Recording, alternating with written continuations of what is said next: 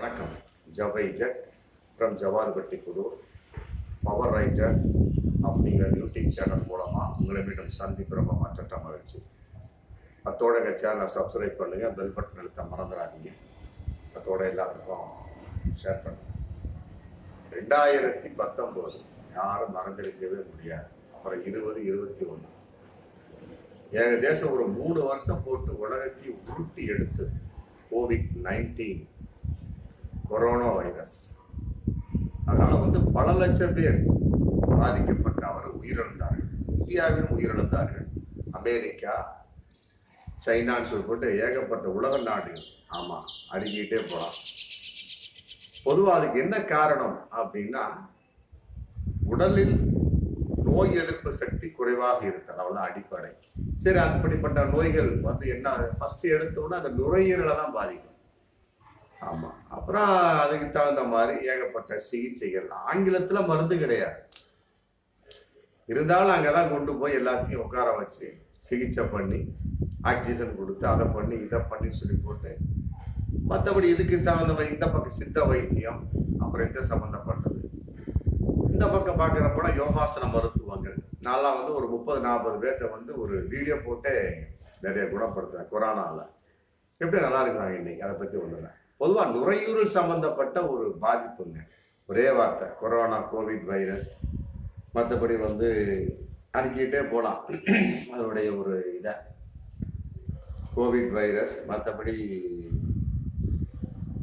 Influenza ஏ, HMPV, micro plasma pneumonia, இதெல்லாம் எல்லாமே நுரையீரல் சம்பந்தப்பட்ட வைரஸ் நோய்கள். இது முடிஞ்சது. இன்னைக்கு நம்ம 2025 எழுதிட்டு இருக்கோம். 2025 பிறந்து ஒரு 2-3 நாள் தான் ஆச்சு. மீண்டும் ஒரு தலையில் இடியை இறக்கியை போன்ற ஒரு மிகப்பெரிய ஒரு செய்தி ஒன்று. இந்தியாவில் இல்லை, அதே பழையபடி சைனாவில் இருந்தான். அவருடைய உணவு பழக்க வழக்கம் 2 சூழல் அந்த மாதிரி. சைனாவில் இன்னைக்கு மிக பிரம்மாண்டமான ரொம்ப கோரமான ஒரு நியூஸ் என்னன்னா, மெட்டா நியூமோ அப்படிங்கிற ஒரு வைரஸ் பரவிக்கிட்டு இருக்கு சீனாவில். அதுவும் ஏகதேசம் அதே தான், கொரோனா சம்பந்தப்பட்ட அதே வைரஸ் மாதிரி தான். மெட்டா நியூமோ, HMPV, மனித மெட்ரோ நியூமோ வைரஸ் என்று பெயர். குளிர்காலம் அதிகம் நம்ம தமிழ்நாட்டில். இந்தியாவோட பார்த்தீங்கன்னா ஏகப்பட்ட எங்க பார்த்தாலும் பயங்கரமான குளிர்கள் வந்தாலே உங்களுக்கு நுரையீரல் சம்பந்தப்பட்ட கோளாறு, மற்றபடி நிமோனியா, இருமல், தொடர்ந்து மூக்கு ஒழுகுதல், சளி, இதெல்லாம் நிறைய வந்துட்டு தான் இருக்கும். அதன் அடிப்படையில் அது அப்படியே பரவ என்ன ஆகும், டெஸ்ட் பண்ணி பார்த்தா ஒரு ஆள் கொரோனா மாதிரி, இன்னொருத்தர் என்ன பண்ணுவாரு, மெட்டா நியூமோ வைரஸ் பாதிப்பு அப்படிம்பாரு. அதன் அடிப்படையில் இன்னைக்கு புதிதாக கண்டுபிடிக்கப்பட்டதில்ல, இது 2001 கண்டுபிடிக்கப்பட்ட ஒரு வைரஸ், HMPV வைரஸ். என்ன நிமோனியா மாதிரி ஏற்பட்டு மரணத்தை ஏற்படுத்தக்கூடியது. தொடர்ந்து ஒரு 3 நாள் 4 நாள் இருக்கும். அப்புறம் இது பெரும்பாலும் குழந்தைகளையும் முதியோர்களையும் பாதிக்கும். சீனாவில் அப்படிதான் பாதிச்சு வந்துகிட்டு இருக்கு. சீனாவுக்குள்ள யாருமே இன்னைக்கு போகல, எல்லாம் பேன் பண்ணியாச்சு. சீனாவுக்குள்ள நுழைவதற்கு அவர்கள் தடை விதிக்கல. இங்கிருந்து நம்ம மக்கள் எல்லாம் யாராக இருந்தா உலக நாடுகள்லாம் யாரும் போகாதீங்க போட்டு முடிவு பண்ணிட்டாங்க. ஆனா சீனா வரவே இருக்கு. இதெல்லாம் ஒன்றும் பெரிய விஷயம் இல்லைங்க. குளிர்காலத்துல எங்க காலத்துல எங்க ஊர்ல எங்க நாட்டுல இது பரவிட்டு தான் இருக்கும், ஏதோ ஒன்று வந்துட்டு தான் இருக்கும். அதை பத்தி நாங்களே கவலைப்படல, நீங்க ஏன் கவலைப்படுறீங்க, ஒன்றும் பரவாது வாங்க அப்படின்னு அவங்க கூப்பிடுறாங்க. மற்றபடி இந்தியா, அமெரிக்கா எப்படி போகும்? ஏன்னா நம்ம ஆல்ரெடி பாதிப்பு ஏற்பட்டுருக்கு இல்லையா, கொரோனா கோவிட் வைரஸ் அந்த கான்செப்ட்ல நம்ம ஆல்ரெடி பாதிப்பு ஏற்பட்டிருக்கோம். அதுக்கு காரணம் சீனா தானே. சீனாங்கிறாங்க ஒருத்தவங்க, அமெரிக்காங்கிறாங்க கூட, ஆளாளுக்கு ஒரு இது. ஆனா சைனாங்கிறது உலக மனதில் நிலைத்து விட்ட ஒரு பெயர், அதுக்கு காரணம் அப்படின்னு. இன்னைக்கு மெட்டா நியூமோ, அதுக்கு என்ன அறிகுறி அப்படின்னா, இதுதான், வேற ஒன்றும் கிடையாது. மூக்குல சளி ஒழுகும், மற்றபடி மூச்சு திணறல் ஏற்படும், தொடர்ந்து இருமல் இருக்கும். இந்த கான்செப்ட் வேற ஒன்றும் கிடையாது. அப்புறம் டெஸ்ட் பண்ணா அப்படின்னா HMPV வைரஸ் இருக்குது அப்படின்னு வரும். சரி, இப்ப வந்ததுக்கு பின்னால என்ன பண்ண முடியுங்க? ஒண்ணும் கிடையாது. தனிமைப்படுத்துதல், அப்புறம் மாஸ்க் அணிந்து கொள்ளுதல், ஓய்வெடுத்தல், வெளியே செல்லாமல் இருத்தல், ஒரு பொருள்களை தொடாமல் இருத்தல், உங்களை பிறர் யாரும் பார்க்காமல் இருத்தல், வேற ஒண்ணுமே கிடையாது. கொரோனாவுக்கு என்ன ஒரு வழிமுறைகளோ, கொரோனாவுக்கு என்ன ஒரு அறிகுறிகளோ, கொரோனாவுக்கு என்ன ஒரு பாதுகாப்பு முறைகளோ, அதே பாதுகாப்பு தான் இந்த மெட்டா நியூமோக்கும். அது எந்த ஒரு மாற்று கருத்துமே கிடையாது. இன்னைக்கு வந்து சீனா வந்து ரொம்ப திண்டாடிட்டு இருக்கிறாங்க. ஆமா, ஆஸ்பத்திரி ஃபுல்லா நிரம்பி வழிஞ்சு கொண்டு இருப்பதா இன்னைக்கு தகவல் போயிட்டு இருக்கு. புதுசு புதுசா பெட்டு ரெடி பண்ணிட்டு இருக்கிறாங்க. அதுக்கு தகுந்த மாதிரி வந்து ஆஸ்பத்திரிகள்லையும் மக்கள் குவிச்சுக்கிட்டு இருக்கிறாங்க. பொதுவா இதனுடைய வெளிப்பாடு குளிர் நோய்கள், அவ்வளவுதான், வேற ஒண்ணுமே கிடையாது. சரிங்க, இது வந்து இந்தியாவில் தாக்குமா அப்படின்னா கட்டாயமாக இருக்காது அப்படின்னு ஒரு தைரியமான ஒரு நியூஸ் இன்னைக்கு பரவிட்டு இருக்கு. நம்ம இந்திய நோய் கட்டுப்பாடு மையம் வந்து அறிவிச்சிருக்காங்க. ஏமா, இந்தியாவில் இந்தியர்கள் யாரும் பாதிக்கப்பட வேணாம், யாரும் பயப்பட வேணாம், அதுக்காக வந்து யாரும் சைனாவுக்கு போகவும் வேணாம் அப்படிங்கிற மாதிரி ஒரு தகவல் வரல இந்தியாவில இருந்து. இந்தியர்கள் யாரும் பயப்பட வேணாம், காரணம் இந்தியாவில் அது எந்த ஒரு பாதிப்பையும் ஏற்படுத்தாது. அதே நேரத்தில் வந்து இது மூச்சு திறல் சம்பந்தப்பட்ட மற்றபடி சைனஸ், நிமோனியா அதனுடைய அறிகுறிகள் தான் வரும்.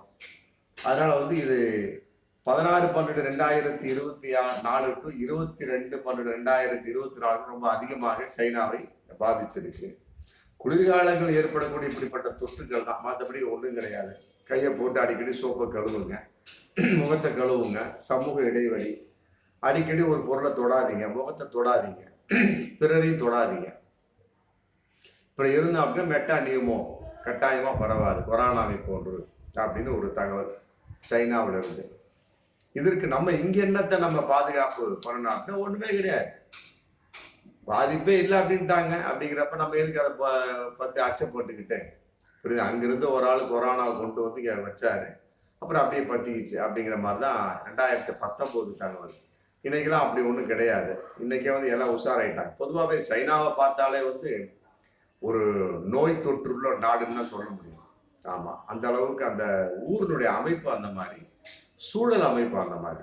ஆமா, பல கோடி மக்கள் வாழ்ந்தாலுமே கூட, சுத்தங்கள் இருந்தாலுமே கூட, அவர்கிட்ட இருக்கக்கூடிய உணவு பழக்க வழக்கங்கள்லாம் வந்து ரொம்ப வித்தியாசமா. பல மிருகங்களை தின்பது, பாம்பு திங்கிறது, பூரானை திங்கிறது, இந்த மாதிரிலாம் இருக்கக்கூடிய சமயத்தில் அப்புறம் பல விதமான நோய்கள் வரத்தானே செய்யும். அதெல்லாம் இந்தியர்கள்ட்ட அதெல்லாம் கிடையாது. சைனாவை சீனர்களை பொறுத்த வரைக்கும் என்ன சொல்லலாம், ஆமா, பூச்சி திங்கக்கூடிய ஒரு மனிதர்கள் அப்படின்னு தான் சொல்ல முடியும். இன்னும் சொல்ல போனா நம்ம இது கவிதை பூர்வமா சொல்லக்கூடிய சமயத்தில் நவீன, ஆமா, மிருகங்களை சாப்பிடக்கூடியவர்கள் அப்படின்னு தான் சொல்லலாம். அப்படி இருக்கக்கூடிய சமயத்தில் அப்புறம் இந்த மாதிரி புது புது நோய்கள் வரத்தானே செய்யும். அந்த அரசு வந்து ஸ்ட்ராங்கா சொல்லிட்டாங்க, இது வந்து எங்களுக்கு ஒண்ணு புதுசு இல்லை அப்படின்னு சொல்லிட்டாங்க. அதுக்காக நம்ம வந்து உஷாரா இல்லாம இருக்கவும் முடியாது. அதனால வந்து மாஸ்க் போடுறவங்க இன்னைக்கு அதிகரிச்சுட்டு வந்துட்டு தான் இருக்கிறாங்க. நம்ம கொரோனா என்னைக்கு இந்தியா விட்டு போயிருச்சு, ஆனா இருந்தாலும் மாஸ்க் போடுறவங்க வந்து மாஸ்க் போட்டுட்டு தான் இருக்காங்க. இன்னைக்கு அடிக்கடி கையை கழுவிட்டு தான் இருக்கிறாங்க. நிறைய பேர் வந்து பக்கத்துல ஒட்டி போய் பேசினா தள்ளி தான் போறாங்க. அந்த பய உணர்வு இருக்கு, கொரோனா வந்து விடுமோ என்பதை நான் விட இந்த மெட்டோ நியூமோ வந்து விடுமா அப்படிங்கிற ஒரு பய உணர்வும் இன்னைக்கு மக்கள்கிட்ட குத்திக்கிச்சு. அதனால வந்து சீனாவை வைத்து உலக அரங்கில் இன்னைக்கு மிகப்பெரிய ஒரு பதட்டம் நிலவி கொண்டிருக்கிறது. அதனால வந்து இந்த நேரத்துல வந்து நம்ம செய்யப்படக்கூடிய விஷயம், அடிக்கடி மாஸ்க் போடலாம். அதே நேரத்துல வந்து இளஞ்சூடா தண்ணி குடிங்க. ஆமா, இளஞ்சூடா தண்ணி குடிங்க. இதுக்கெல்லாம் வந்து நோய் மருந்துலாம் கிடையாது, ஆங்கிலத்திலேயே மருந்து கிடையாது. சித்த வைத்தியம் மற்ற இதுல வந்து அந்த அந்த மருத்துவங்கள்லாம் இருக்கு. ஏன்னா கொரோனாவுக்குள்ள மருத்துவம் தான் அதுக்கும். அதன் அடிப்படையில வந்து என்ன, அந்த கபசுர குடிநீரை குடித்தார், அப்புறம் அந்த இது நிலவேம்பு கஷாயத்தை குடித்தார். ஆமா, இதெல்லாம் வந்து வாரத்துக்கு ஒரு தடவை வாரத்துக்கு 2 தடவை குடிக்கலாம். பிளஸ் வந்து யோகாவை மறந்துடாது. ஆமா, யோகா பிளஸ் யோகா பிராணாயாமம் தியானம். யோகா பிராணாயாமம் தியானம் வரக்கூடிய சமயத்தை கட்டாயம் வந்து மூச்சு ஸ்ட்ராங் ஆயிடும், உடம்பு நல்ல வலிமையா இருக்கும். ஆமா, வாக்கிங்லாம் வந்து அது வந்து உடலை மட்டும்தான் பாதிக்கும், மனதை பாதிக்காது. அப்புறம் ஜிம்முக்கு போறது என்ன ஆகும், உடலை மட்டும்தான் பாதிக்கும், மனசை பாதிக்காது. ஆனா யோகா பிராணாயாமம் தியானம் அப்படி இல்லை, உடலையும் ஆரோக்கியமாக வைத்து நம்மை காப்பாற்றும், மனதையும் ஆரோக்கியமாக வைத்து காப்பாற்றும். அதுல குறிப்பாக நுரையீரல். பிராணாயாமம்னா என்ன, மூச்சு பயிற்சி நடத்தும், வேற ஒண்ணுமே கிடையாது. அதை தொடர்ந்து செய்யுங்க. ஆமா, அது தெரியாதவர்கள் வந்து எங்களுடைய பவர் ரைட்டர் யூடியூப் சேனல் போய் POWERWRITTER ஸ்பேஸ் எல்லாம் படிங்க. அப்புறம் ஸ்பேஸ் யோகான்னு அடிங்க. அடிச்சிங்கன்னா சளி இருமல் அப்படிங்கிற கான்செப்ட்ல வீடியோஸ் வரும். அந்த வீடியோ வந்து 1 hour வீட்டில் செய்யுங்க. நான் வந்து ஒரு 20-25 நிமிஷம் செஞ்சு காமிச்சிருப்பேன். அதை செஞ்சு காமிச்சிங்கனாலே போதும், கொரோனாவும் வராது, மெட்டா நியூமோவும் வராது. ஆமா, இன்னும் சொல்லப்போனா எப்படிப்பட்ட குளிர்கால நோய்கள் நம்மை அண்டாது அப்படிங்கிறத நாம் சொல்லக்கூடிய ஒரு அற்புதமான ஒரு தடுப்பு முறைகளாகும். பார்ப்போம் மீண்டும் அடுத்த வீடியோ. நன்றி.